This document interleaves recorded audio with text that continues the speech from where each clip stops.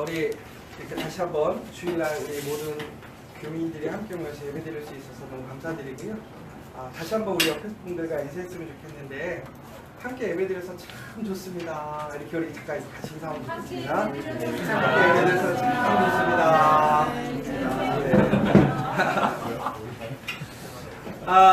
아까 보셨지만 그 말씀 읽는 거 저희가 막 한동안은 되게 막 50%를 넘기겠다고 막 열정을 가지고 갔는데 월요일날은 한 명이었어요. 그 한 명이 접니다. 왜 그러냐면 제가 지난주에 저도 막 빼먹어서 이번 주부터는 해야지 그러는데 월요일날 하필 저 혼자 이렇게 돼 있는 걸 보면서 우리가 참 알잖아요. 말씀을 읽어야지, 기도해야지, 예배 드려야지 하는데 쉽지가 않아요. 그렇죠? 근데 저는 이번 주에 목사니까 나도 퍼센테이지를 조금 올려야지 이런 마음도 있었겠지만 저는 막 좀 여러 가지 복잡하거나 어려울 때 혹은 생각이 많아질 때 더 말씀을 읽어요. 왜 그러냐면 결국은 우리가 힘을 얻을 수 있는 곳은 말씀밖에 없는 것 같아요. 네.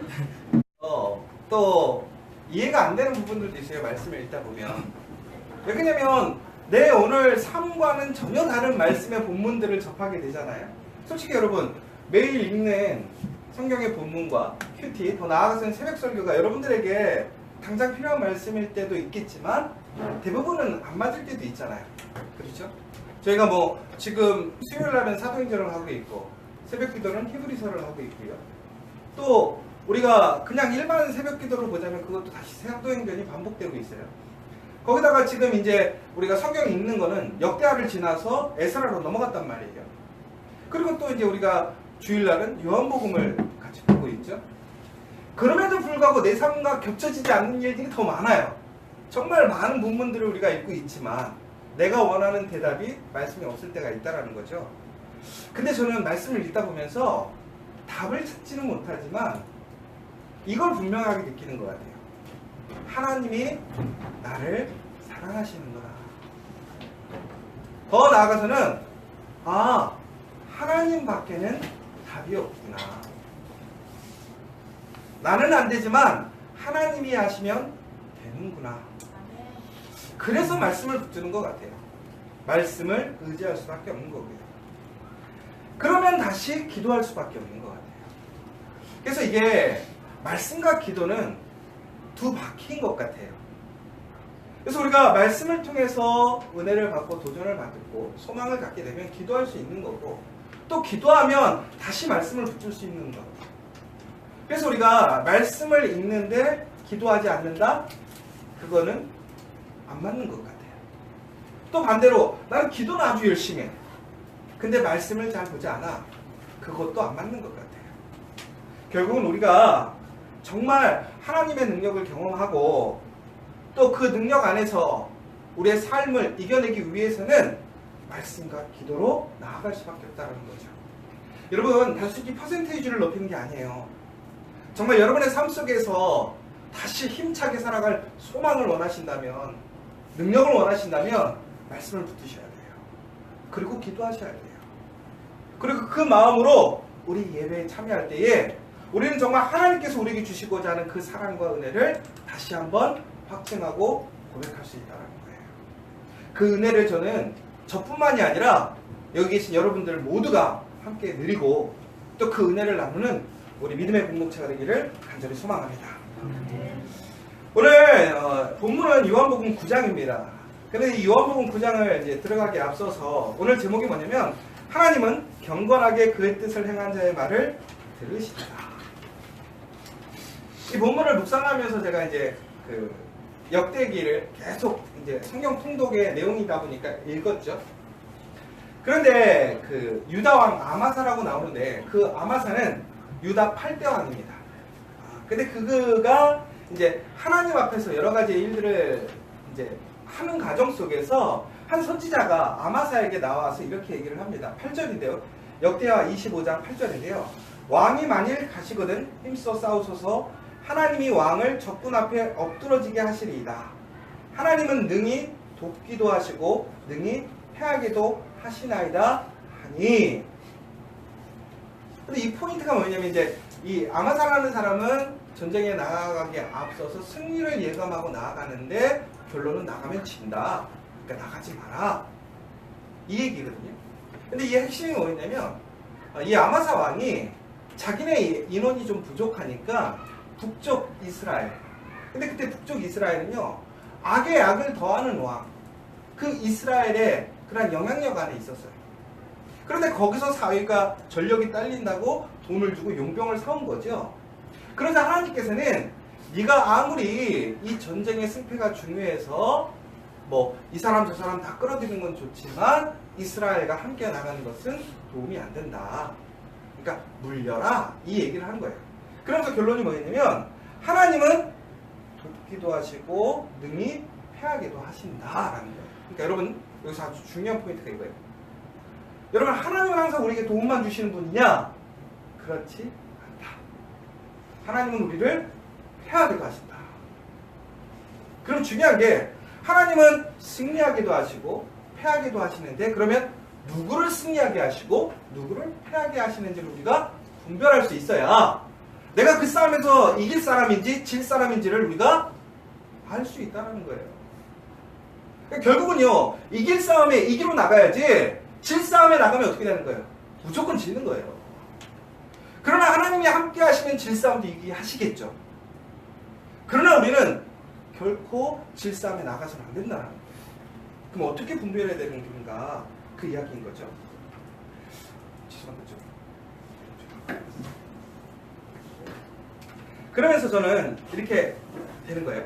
아, 하나님이 응답하시는 사람, 아니야, 내가 할게. 하나님이 도우시는 사람, 결국 하나님이 승리케 하는 사람이 되어야 되겠구나. 그거를 경험하게 되는 거죠. 그걸 소망하게 되는 거죠. 그러면서 이제 오늘 이야기를 보시면요, 오늘 9장에도 비슷한 이야기가 나오는데 뭐라고 나오냐면 하나님이 죄인의 말을 듣지 아니하시고 경건하여 그의 뜻대로 행하는 자의 말은 들으시는 줄을 우리가 아나이다. 이게 무슨 얘기냐면 하나님이요, 하나님의 그 뜻대로 행하는 사람, 경건한 사람의 이야기는 들어주신다라는 거예요. 그럼 그 사람들은 나가면 뭐 하는 거예요? 승리하는 사람이 되는 거죠. 그런데 하나님의 뜻에 있지 않고 뜻을 행하지 않고 경건하지 않은 사람은 어떻게 되는 거죠? 실패하는 사람이라는 거예요. 그래서 제가 이제 결론적으로 이렇게 느끼는 거예요. 뭐냐면 첫 번째로 내가 그런 사람이 아니야. 내가 봤더니 하나님께서 나를 승리케 해주시는 사람이 아닌 것 같아. 그러면 어떻게 될 거냐? 그러면 하나님께서 말을 듣는 사람 옆에 있으면 돼요. 이게 그게 누구였냐면 지난 시간에도 얘기했던 아브라함과 롯의 경우. 롯은 하나님의 음성을 듣지 못했던 사람이에요. 더 나아가서 하나님께서 롯의 이야기를 듣지 않으셨어요. 그런데 하나님은 아브라함의 이야기를 들으셨어요. 그래서 롯이 위험에 처할 때마다 아브라함을 통해서 그를 구원해 주시고, 더 나아가서 아브라함이 소돔과 고모라를 치려고 하실 때 그 치려는 그 조건을 낮춘 사람도 누구였냐면 아브라함이었다는 거죠. 결국은 하나님의 사람이 요청하면 하나님께서는 어떻게 하세요? 그것을 듣고 감해 주세요. 그곳에서 살 길을 만들어 주신다는 거예요. 그래서 여러분, 만약에 내가 생각해 봤을 때 나는 하나님이 내 얘기를 듣지 않을 것 같아. 그럼 내가 소망이 없는 게 아니야. 우선은 누구를 붙들면 돼요? 하나님이 이야기 들을 사람을 붙들면 돼. 자, 여러분 옆에 한번 보세요. 우리 교회에 하나님이 말 들으실 만한 사람이 있어요? 네. 아멘이네. 그분만 붙드십시오. 네. 근데 중요한 거는 오늘 본문의 말씀을 보세요. 오늘 소경이 결론은 이렇게 고백한 거잖아요. 예수님을 이렇게 이야기할게요. 예수님은 하나님의 마음을 움직일 수 있는 사람.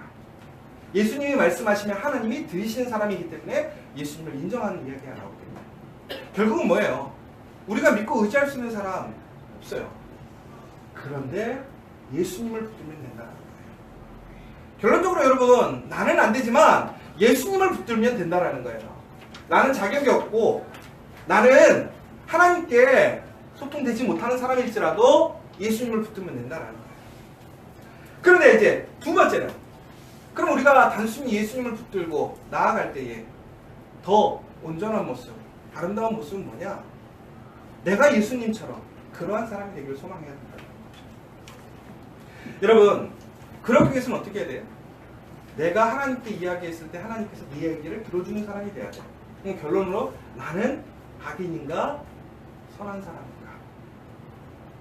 여러분, 오늘 여러분들이 하나님 앞에 구할 때 여러분의 그 구함에 하나님께서 아브라함처럼 여러분의 그 구함을 응답해 주실까요? 여러분, 우리가 한번 진지하게 좀 생각해 봐야 된다는 거예요. 다른 사람의 덕을 보는 것도 중요해요. 그러나 내가 하나님 앞에서 정말 한 사람의 단독자로서, 한 사람의 믿음의 사람으로서 내가 하나님 앞에 간구하는 때에 그 간구가 하나님의 마음을 움직일 수 있습니까? 그럼 결국은 나는 하나님 앞에 선한 사람이에요? 나는 의인이에요? 아니면 나는 죄인인가요? 여러분, 오늘 우리가 그 모습을 분명히 알아야 돼요. 근데 방금 얘기했던 것처럼 그 선인과 악인, 죄인의 기준은 뭐냐? 내가 경건한 사람인가? 또 하나는 하나님의 뜻대로 행하는 사람인가? 여러분, 스스로를 경건하신 사람이라고 생각하시나요?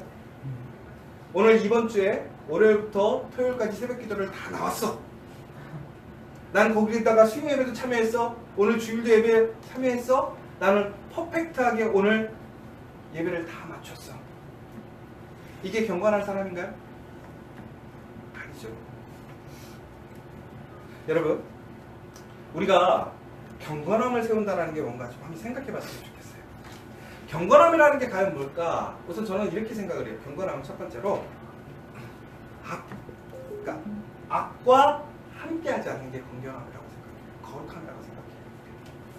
제가 예전에도 항상 느끼는 거였지만 이찬수 목사님이 예전에 어떤 중고등부 수련회 가서 이렇게 설교하시는 내용 중에 하나가 있었어요. 그게 뭐였냐면 이제 저도 일반 사역자들이 자주 쓰는 예화이긴 하겠지만 본인이 혼자 방에 들어갔는데 그 책상에 성경책과 그 성인 잡지가 딱 놓여 있어.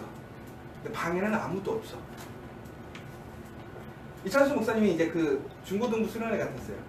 거기서 애들한테 물어봤어요. 얘들아, 내가 뭘 집어서 볼 것 같니? 성경을 집을 사람 손 들어보세요. 그랬더니 소수의 한 3-4명이 손을 들었어요. 내가 성인 잡지를 볼 것 같니? 그랬더니 다수가 손을 들었어요. 근데 이찬수 목사님이 뭐라 하면 나도 그럴 것 같아. 왜? 아무도 없으니까. 여러분들은 어떠실 것 같아요? 제가 또 누구 딱 지칭하면 되게 민망스럽잖아요. 근데 저도 생각해봤거든요. 아무도 없는데 책상에 성경책과 성인 잡지가 있어. 제가 뭘 붙을까요? 저는 만만하니까 한번 손 들어와 주시죠. 성경책을 집을 것 같다. 매너상 들어줘서 너무나 감사합니다. 저도 호기심이라도 자극적인 거에 손이 갈 것 같아요. 목사인데도. 그래서 저는 스스로 그러겠죠. 나는 이거를 유혹에 휩쓸려서 보는 게 아니라 검열하는 거야.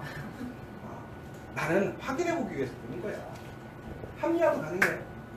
그래서 이제 중요한 핵심이 뭐냐면 내가 그것 중에 둘 중에 뭘 선택하느냐, 이게 중요한 게 아니라는 거예요. 뭐예요? 그 사건을 안 만드는 게 중요한 거예요. 우리는요, 그 선택에 딱 놓이잖아요. 대부분이 다 어떻게 될까요? 우리는 우리의 육체적인 정욕에 이끌릴 수밖에 없어요. 우리는 그래요. 우리는 그렇게 부족하고 연약해요. 시험의 유혹에 쉽게 넘어갈 수밖에 없는 게 우리라는 거예요. 그러면 방법은 뭐예요? 그 성인 잡지가 그곳에 없게 해야 된다는 거예요. 그런 일들을 만들지 않으면 돼. 그 자리를 피해가면 돼. 그래서 저는 얘기하는 게 뭐냐면, 여러분, 근데 우리는 뭐라고 그러냐면, 그 정도쯤이야 내가 감당할 수 있고 내가 안 보면 그만인데, 이렇게 생각할 수 있는데 그렇지 않아요, 여러분. 경건함이라는 것은요, 엄밀히 얘기하자면 나 혼자 율법주의자가 되는 것이 아니라 악을 피하는 거예요. 악의 기회를 없애는 거예요. 그런데 여러분, 제가 이제 좀 이따가 이제 오늘 남유다와 이스라엘에 대한 왕들의 얘기를 잠깐 간단히 보여드릴 거예요. 이제 남유다와 북이스라엘, 지난 시간에도 얘기했지만 남유다는 다윗의 반차를 따라서 가는 길, 혹은 북이스라엘은 여로보암의 길을 따라간 사람들, 이렇게 우리가 대표적으로 얘기를 해요. 또 하나님 앞 보시기에 아름다운 사람들은 다윗의 길을 갔고 악을 행한 사람들은 여로보암의 반차를 따라갔다, 이렇게 나옵니다. 자, 그러면 왜 북쪽 왕들은 그렇게 악을 행했을까요? 왜 남쪽 왕들은 악을 좀 덜 행했어? 그러니까 그들이 악을 안 한 게 아니라 악을 좀 덜 했어. 하나님 보시기에 죄를 조금 덜 지었지 거의 비등비등해요. 그런데 확률적으로 보면 북쪽 사람들이 훨씬 더 많은 죄를 졌어. 지정학적으로 북쪽은 원래 죄를 좀 많이 짓나요? 이런 거 아니잖아요. 막 그때 그렇게 막 얘기하는 사람들, 아, 북쪽은 기운이 안 좋은가 보다. 그렇게 얘기할 수도 있어요. 근데 그런 게 아니에요. 그럼 왜 북쪽은 사람들이 왜 죄를 더 많이 지었을까요? 거기 분명히 똑똑한 사람들도 있었어요. 탁월한 리더십이 있던 사람들도 있었고 강력한 나라를 만드는 경우도 있었어요. 남쪽, 북쪽 무슨 차이였을까? 한번 생각해보자라는 거예요. 보시면 안 간다. 네. 자, 그러면 우선 북쪽 왕들부터 한번 자세히 볼게요. 근데 오늘은 뭐 개론 공부가 아니니까 이건 나중에 정말 궁금하신 분들은 우리 강난수 선생님과 성경 통독을 하시면 돼요. 제가 이걸 다 할 수도 없고 시간이 너무 많으니까 우리 강난수 선생님이 아주 멋지게, 아주 강력하게, 아주 은혜롭게 설교를 해주실 거니까 꼭 여러분 성경 통독 참여해 주시면 감사하겠습니다. 그래서 이제 우선 1대 여로보암이에요. 여로보암은 여러분이 잘 아시는 것처럼 하나님이 정말 그 솔로몬의 죄로 인하여서 이스라엘을 쪼개시는 거죠. 그래서 이 여로보암을 선택하셨어요. 근데 이 여로보암이 선택된 이유가 있어요. 뭐냐면 솔로몬이 봤을 때 용사라고 나옵니다. 그는 큰 용사였더라. 그리고 더 나아가서는 이 여로보암이 솔로몬 눈에 딱 들었던 게 있어요. 뭐냐면 성실함이에요. 그가 큰 용사인데 성실함을 보고 이 솔로몬이 그 여로보암을 요셉 지파이라는 곳에 보냅니다. 그러면서 아예 신복이 되는 거죠. 그러면서 하나님께 사용되어질 기회를 얻게 되는 거예요. 근데 이 여로보암이 결국에는 하나님께 선택되어져서 결국엔 다윗의 복을 또 누리잖아요. 다윗에게 주셨던 그 약속을 여로보암에게 주었습니다. 그런데도 불구하고 그가 나중에 어떻게 되죠? 하나님께서 말씀드린 대로, 그러니까 하나님께서 명령한 대로 제사 드리지 않고 자기 마음대로 제사장을 세우고 그리고 결국에는 악을 행합니다. 그런데 거기에 전적인 그게 뭐냐면 바로 금송아지를 둔 우상을 세우게 됩니다. 근데 그러면서 이제 나답으로 넘어가는데 나답은 보시면 알겠지만 아버지를 쫓아 악을 자행해서 겨우 2년을 통치했습니다. 그리고 이제 3대 바하사 왕행으로 넘어가면 이스라엘의 장군으로서 약탈과 살육으로 권력을 잡고, 그래서 제가 저번에도 얘기했지만 북이스라엘은 계속 구테타와 정변으로 정권을 바꿔갑니다. 근데 남쪽은 어떻게 되냐면 하나님의 약속대로 다윗의 뿌리들이 그 혈적으로 왕권을 이어가지만 북쪽은 계속 바뀌는 거예요. 근데 그 핵심이 뭐냐면 권력욕이에요. 그래서 결국은 뭐라고 되어 있냐면 여로보암의 집을 본마다 악을 행했다. 이게 아주 특별한 거예요. 뭐냐면 이미 여로보암의 대는 끝났어요. 근데 여로보암과 동일한 악을 행하고 있다라는 얘기예요. 그게 뭐냐? 우상숭배라는 거예요. 자, 4대도 마찬가지예요. 보면 정신이 올라온 바보였습니다. 뭐 이렇게 나왔는데 이렇게 돼서 보시면 암살당합니다. 그리고 그의 통치가 끝납니다. 그 시므리는 또 7일 동안 왕노릇. 이게 뭐예요? 구테타를 일으켰다는 소리예요. 그리고 결국은 뭐예요? 배척당하고 어떻게 되냐면 죽게 됩니다. 그리고 이제 아주 중요한 오므리, 바로 북이스라엘의 가장 강력한 왕조를 세운 오므리 왕조. 이 오므리 왕조에서 어떻게 됐냐면 시므리보다 더 악한 왕이 되었다.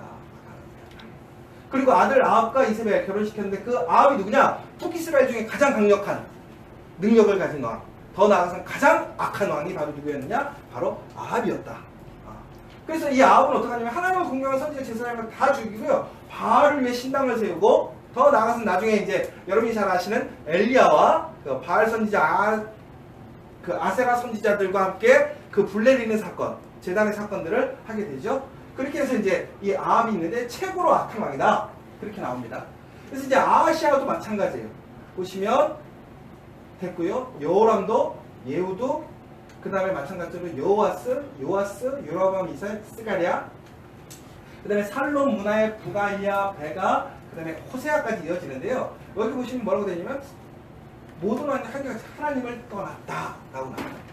그럼 이제 남쪽 유다를 잠깐만 볼게요.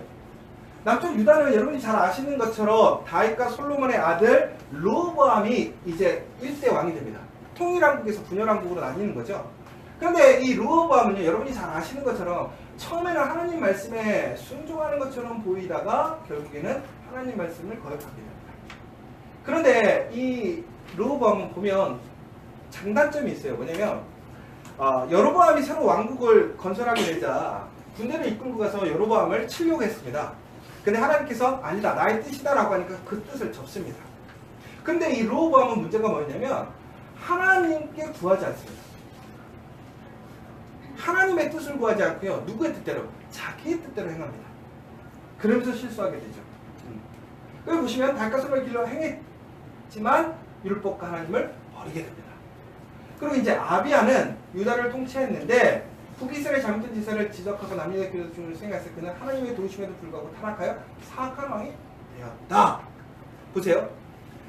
남쪽하고 북쪽은 차이점이 있어요. 뭐냐면 남쪽은 그래도 하나님의 말씀을 지켜보려는 몸부림은 있어요.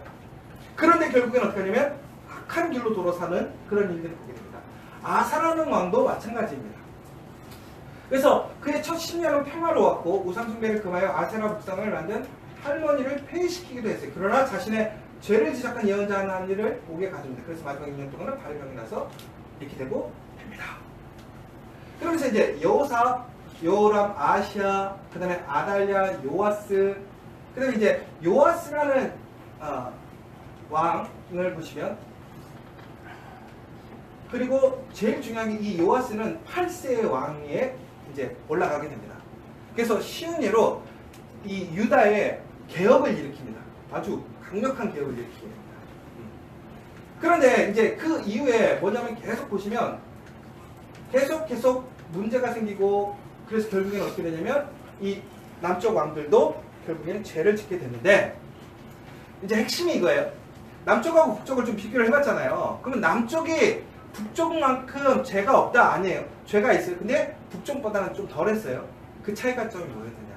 핵심이 뭐였느냐?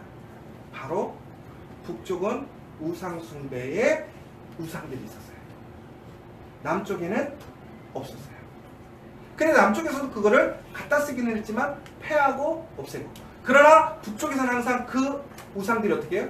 없어지지 않고 항상 그 자리에 있었다라는 거예요.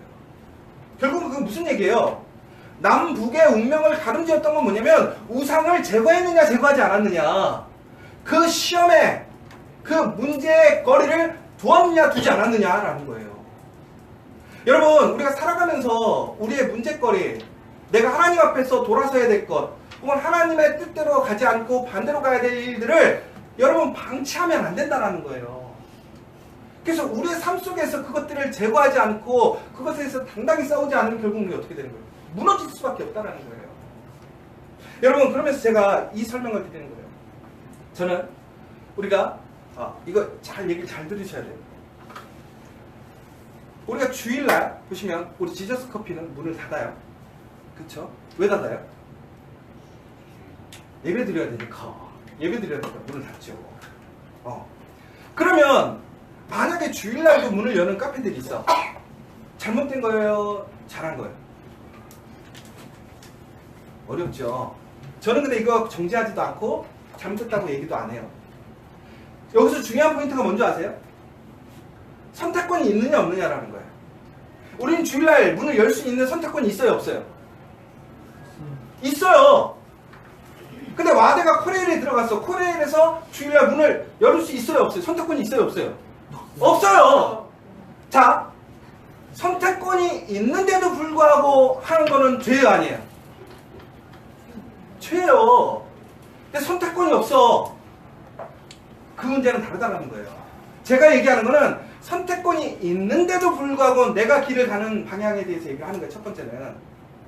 근데 여러분, 대부분의 경우가 선택권이 없는 상황에서 내가 어쩔 수 없이 가는 경우가 아니라 나에게 선택권이 있는데도 불구하고 그것을 되게 우리는 쉽게 생각한다는 거예요. 만만하게 본다는 거예요.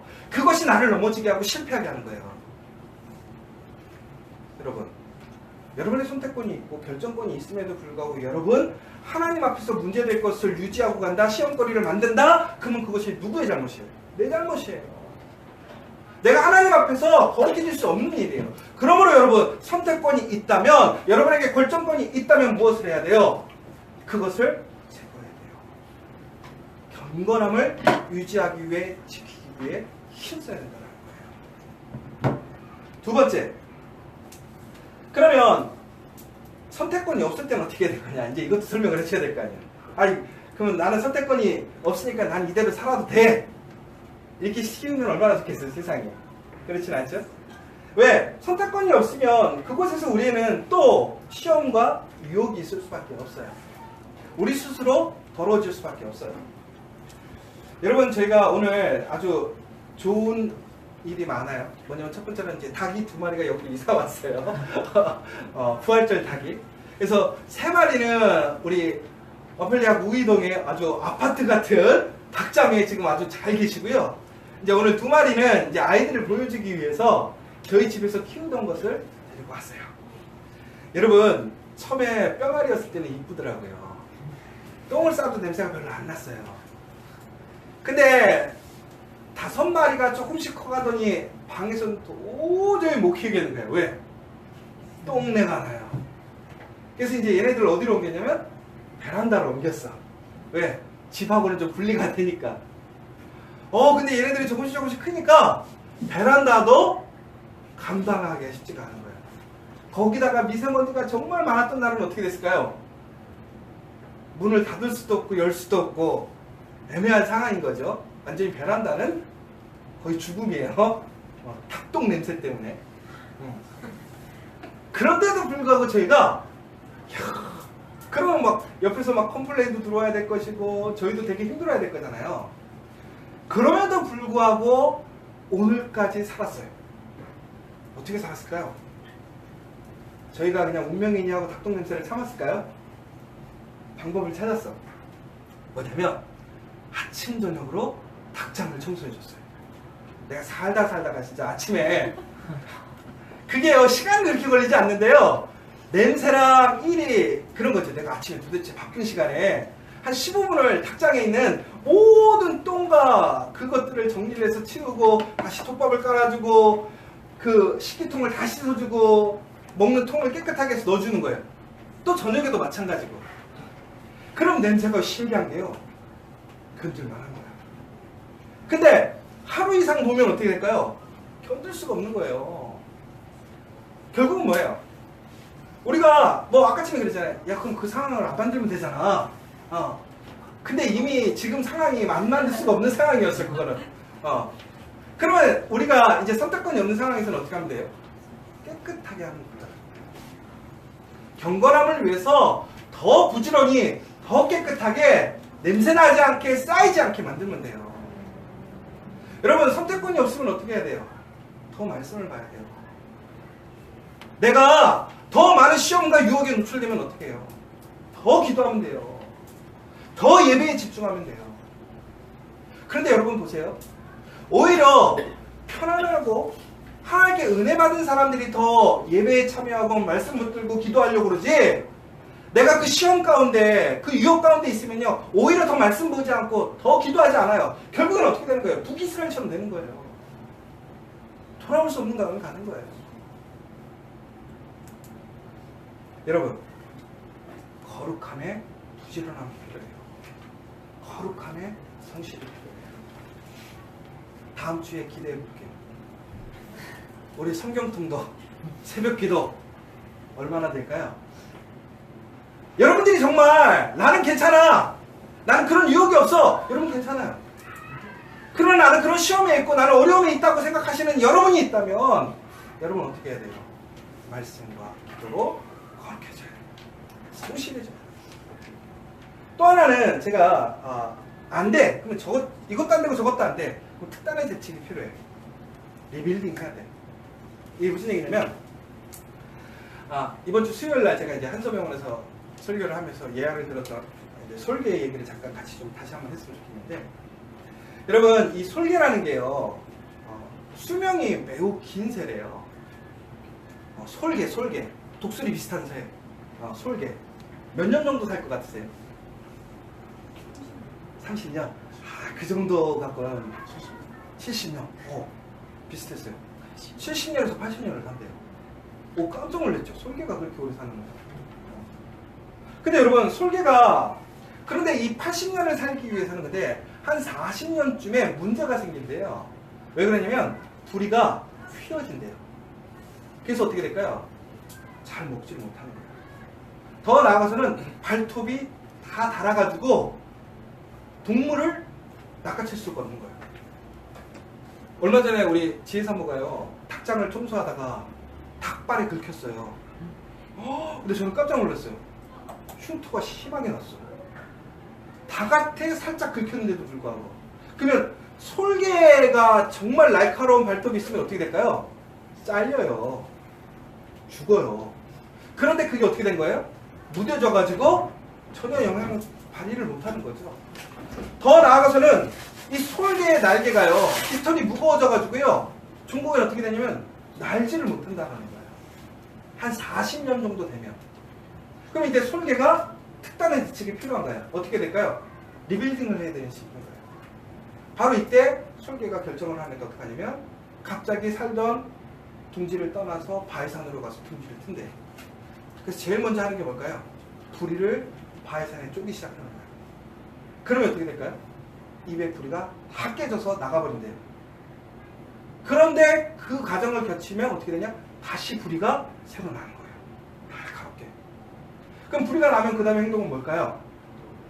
그 입으로 발톱을 하나씩 빼대요.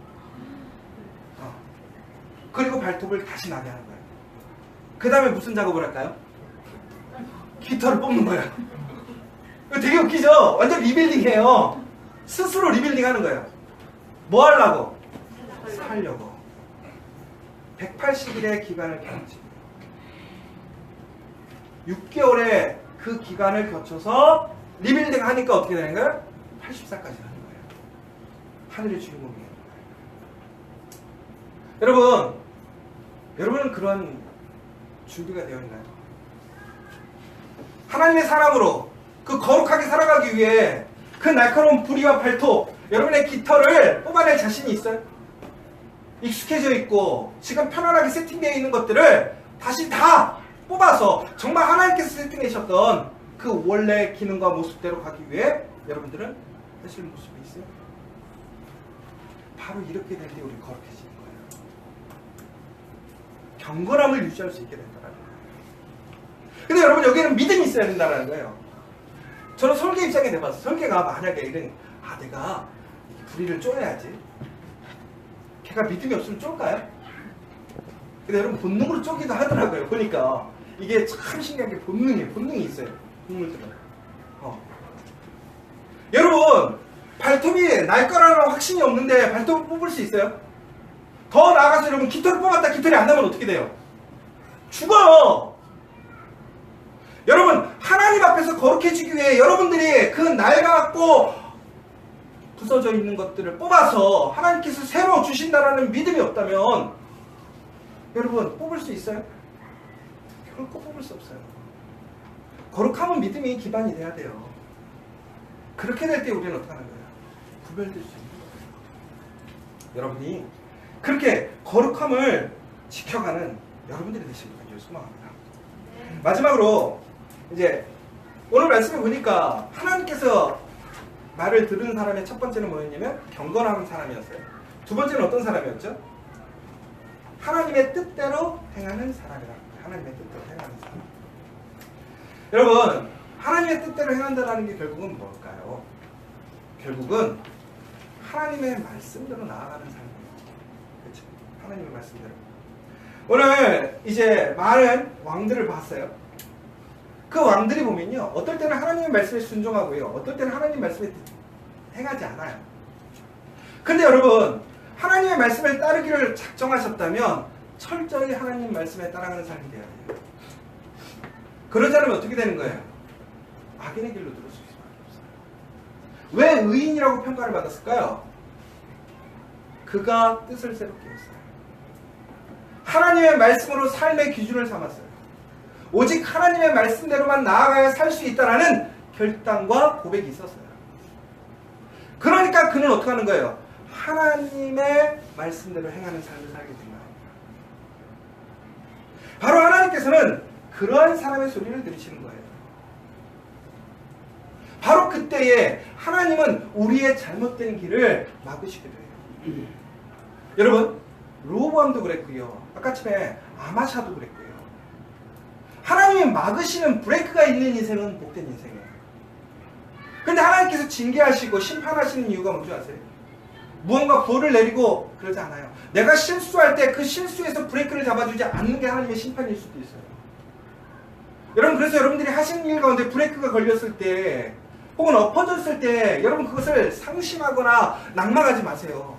오히려 하나님의 은혜가, 하나님의 사랑이 나에게 있구나. 오히려 내가 다시 하나님께 돌아가서 하나님의 선을 행하면 하나님의 의인, 하나님의 복을 누릴 수 있고 하나님의 약속을 누릴 수 있는 사람이구나 라고 우리는 고백할 수 있어요. 여러분, 발람이 그랬어요. 발락의 요청으로 발람이 나아갈 때 하나님께서 그 나귀를 붙잡았잖아요. 그 천사장관을, 그러니까 군대장관을 보내서 치려고 했을 때 나귀는 보고 섰는데 발람은 보지 못해가지고 나귀를 엄청나게 때리다가, 그쵸? 결국에는 하나님의 사자가 있는 것을 보게 되고 그가 고백하게 되죠.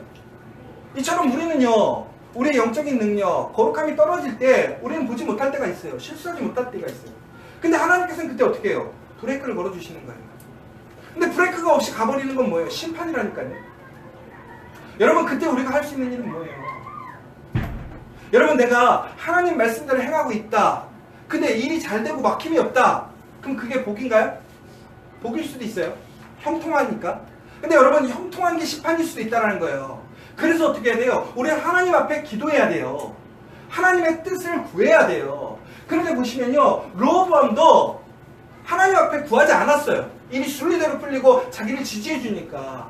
많은 사람들이 왜 시험에서 넘어지는 줄 아세요? 하나님께 구하지 않아. 일이 잘 되니까 그냥 나아가다 보면 어떻게 되는 거예요? 실수하고 엎어지는 거예요. 여러분, 잘 돼도 구하셔야 돼요. 잘못돼도 구하셔야 되고. 바로 그렇게 될 때 우리는 어떻게 하는 거예요? 하나님 앞에 경건함을 유지하고 하나님의 뜻을 올바로 행할 수 있게 된다는 거예요. 결론은 제가 이제 하영목 목사님이 이제 뭐 이번에 새로 책을 냈다는데 성경대로 세상 살기라는 제목이긴 한데 거기서 이제 강구하면서 이 구절이 나왔어요. 재난이 폭풍처럼 밀어닥치면 악인은 없어져도 의로운 사람은 끄떡하지 않는다. 여러분, 하나님은요, 의인의 소리를, 의인의 요청을 다 들으십니다. 더 나아가서는 어떤 시험과 어려움이 와도 의인은 그곳에서 망하지 않고 살아나요. 결국은 여러분, 우리가 하나님 앞에 의인으로 살 것이냐 악인으로 살 것이냐 결정해야 돼요. 여러분이 정말 의인으로, 우리 믿음의 공동체가, 우리 커피와 교회가 그 의인의 길에 나아가서 정말 하나님께 은혜를 입는 그 승리하는 삶을 살아야 돼요. 여러분, 정말 우리가 구하는 뜻이 뭐예요? 나의 뜻이에요? 하나님의 뜻이에요? 하나님의 뜻을 구하십시오. 하나님의 뜻을 행하라는 거예요. 바로 그렇게 될 때 우리는 하나님이 주시는 그 복과 은혜를 누릴 수 있어요. 마지막으로 진짜 우리 보시면 성경에도 그렇고 역사적으로 보면 알렉산더, 아합, 솔로몬이 나와요. 근데 이 알렉산더가 아주 강력한 제국을 이뤘잖아요. 그 아버지가 누구냐면 빌립보 2세예요. 그리고 더 나아가서 아합이라는 이 왕, 북이스라엘이 가장 강력한 나라를 만들었던 아합 왕의 아버지가 누구냐면 오므리예요. 이 오므리가 사마리아 성으로 넘어가서 사마리아라는 북이스라엘이라는 기토를 만들었죠. 솔로몬의 아버지가 누구예요? 다윗이에요. 이 세 사람의 공통점이 하나 있어요. 알렉산더, 아합, 솔로몬. 더 나아가서 빌 게이츠, 그 다음에 페이스북 그 CEO가 누구죠? 그 사람들의 공통점이 있어요. 뭔지 아세요? 좋은 부모가 있다. 좋은 부모가 있다. 그들이 성공할 수 있었던 이유가 뭔지 아세요? 자수성가연이 아니라 부모의 밑받침이 있습니다. 그럼 결론! 여러분, 우리 자녀들에게 줘야 될 게 뭐예요? 그 자녀들이 일어설 수 있는 후원이 있어야 우리 자녀들이 성공할 기회가 높아진다는 거예요. 그렇죠? 여러분들은 뭘 주실 수 있어요? 얼마나 많은 걸 주실 수 있어요? 그런데 그렇지가 않다라는 거예요. 중요한 것은 알렉산더 제국을 왕성했지만 그 젊은 나이에 죽고 그 왕국은 어떻게 됐죠? 뿔뿔이 흩어졌어요. 아합은 어떻게 됐어요? 가장 강력한 이스라엘 세웠지만 망했어요. 솔로몬은 어떻게 됐어요? 나라가 쪼개졌어요. 결국은 여러분, 불을 물려줄 게 아니에요. 뭘 물려줘야 돼요? 경건함과 하나님의 삶으로 살아가는 실천하는 그 습관을 물려줘야 된다는 거예요. 경건의 습관, 하나님의 뜻대로 행하는 습관을 물려줄 때에 우리 자녀가 올바로 쓸 수 있고 강건하게 살 수 있고 복을 누릴 수 있다는 거예요. 내가 지금도 듣지 않았다라는 거예요. 내가 지금 우리 아들한테, 우리 딸한테 10억, 100억 건물 못 물려주죠? 여러분 물려줄 수 있어요? 그 사람 별로 없을 것 같아요. 그러나 여러분 지금도 듣지 않은 게 우리 자녀들에게 가장 큰 복을 줄 수 있는 게 뭐예요? 내가 그 경건함의 습관을 세우고 하나님의 뜻대로 행하는 그 습관을 우리 자녀들에게 물려준다면 우리 자녀들은 결코 흔들림 없이 하나님의 복에 은혜로 나아갈 수 있다는 거예요. 여러분들은 그러한 준비가 되셨습니까? 그러한 소망이 있으십니까? 정말 그래서 오순절 다락방 가운데 그들이 구함으로 간구함으로 하나님의 성령의 역사가 그 선물이 일어났던 것처럼 더 나아가서 정말 예수 그리스도가 구하는 것들이 모두 이루어지는 것처럼 여러분들이 하나님의 자녀가 되었으므로 하나님의 자녀가 되어서 구하는 그 모든 것들이 응답되어진다는 그 믿음 안에서 정말 모든 것들을 여러분들이 경험하고 누리는 복된 우리 공동체 여러분 되시기를 간절히 소망합니다.